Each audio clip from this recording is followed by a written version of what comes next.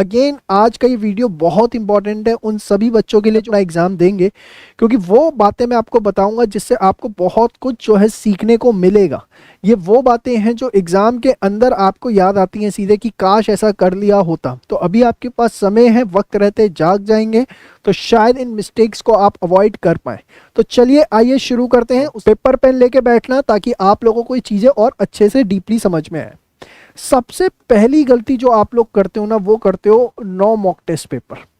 आप लोग सिर्फ जो है फोकस करते हो कि मेरा जो है ज़्यादा से ज़्यादा सिलेबस हो जाए, रिवीजन हो जाए, मैं बार बार क्वेश्चंस देख लूँ, पढ़ लूँ, लेकिन मॉक टेस्ट पेपर आप एक भी नहीं करते। या कोई बच्चा एक आधा सब्जेक्ट का एक आधा कर ले, ये सबसे बड़ी गलती होती है। क्योंकि देखिए, ये मॉक टेस्ट पेपर करने से फ़ायदा क्या होता है? मॉक टेस्ट पेपर करने से सबसे बड़ा फ़ायदा होता है आपको पता लगता है पेपर मैनेजमेंट। पेपर मैनेजमेंट मतलब कि भैया मुझे कौन से क्वेश्चन सबसे पहले करने, कौन से क्वेश्चन बाद में करने, क्या मैं 3 घंटे में पेपर कर पा रहा हूँ, 3 घंटे में नहीं कर पा रहा हूँ तो मैं 3 घंटे में कितने मार्क्स का पेपर कर पा रहा हूँ। ये चीज़ें आपको क्लियर होती हैं। जब आपको ये चीज़ें क्लियर होती हैं ना, तो आपको अपनी गलतियां पता लगती हैं, और गलतियां पता लगती हैं तो आप फर्दर रिवीजन उस हिसाब से करते हो। कई बार ऐसा होता है जो आपको लगता है आपका वीक है, लेकिन आप उसके क्वेश्चंस बहुत अच्छे कर रहे होते हो मॉक टेस्ट पेपर के अंदर। तो एक रियल पिक्चर जो समझ में आती है ना, वो मॉक टेस्ट पेपर करने के बाद समझ में आती है। अभी तक नहीं दिया है तो प्लीज़ इसको टारगेट बनाइए कि जैसे ही मेरा सिलेबस कंप्लीट होता है, रिवीजन कंप्लीट होती है, मुझे कम से कम जो है 3-3 मॉक टेस्ट पेपर करने, और बिल्कुल ही टाइम नहीं बचा तो एक मॉक टेस्ट पेपर तो कम से कम दे डालो। सेकंड सबसे बड़ा पॉइंट जो होता है, मॉक टेस्ट पेपर दे दिया आपने, ठीक है ना, मॉक टेस्ट देने के बाद बच्चे क्या करते हैं, उसको कोशिश करते हैं कि हम सेल्फ चेक कर लें, ठीक है, या उसका कोई एनालिसिस ना करें। ये सबसे बड़ी प्रॉब्लम होती है। देखिए होता क्या है, मैं आपको छोटा सा एग्जांपल यहाँ पर देना चाहूँगा। बहुत छोटी छोटी ऐसी चीज़ें होती हैं जिसका आपको पता ही नहीं होता कि नंबर कटते हैं। जैसे अगर मैं छोटा सा एग्जाम्पल दूँ, एक मैं आपको छोटा सा बड़ा अच्छा एग्जाम्पल दूंगा, ध्यान से समझिएगा इसको।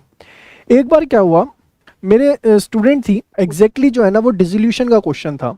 तो डिसोल्यूशन के अंदर आपको पता होगा हम असेट लायबिलिटीज़ को जो ख़त्म करते हैं, ठीक है ना।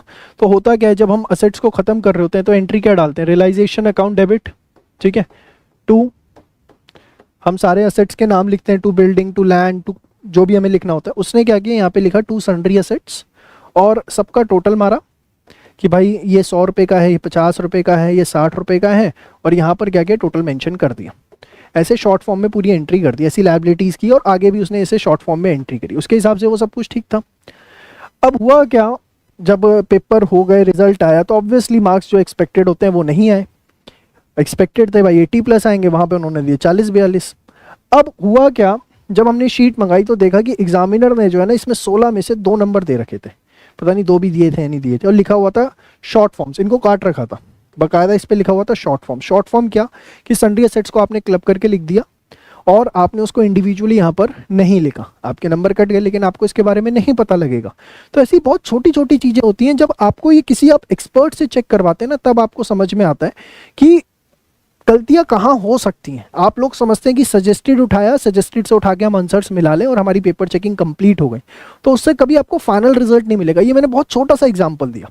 और ग्रूमिंग एजुकेशन एकेडमी ना इसी चीज़ के ऊपर सबसे ज़्यादा फोकस करती है। हम टेस्ट पेपर आपके चेक नहीं करते, सिर्फ हम आपको हर क्वेश्चन के ऊपर कमेंट करके बताते हैं कि आपके नंबर कटे हैं तो क्यों कटे, और ऐसे बहुत छोटे छोटे बारीक पॉइंट्स हैं जहाँ पर आपके नंबर कटते हैं।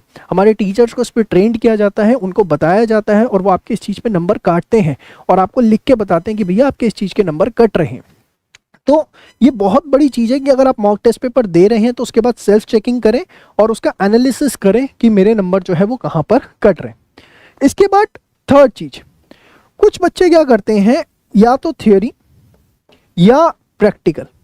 उनके दिमाग में ना ये रहता है कि मेरे को थ्योरी बहुत अच्छे से आती है, मुझे प्रैक्टिकल बहुत अच्छे से आता है, और उसको ना वो इग्नोर करके चल रहे होते हैं या उसको बहुत ज़्यादा फोकस कर रहे होते हैं। देखिए एक चीज़ को समझिए, आपके पास जितने भी पेपर्स हैं सबकी इक्वल वेटेज है, और आपको सब पेपर्स में पास होने की ज़रूरत है।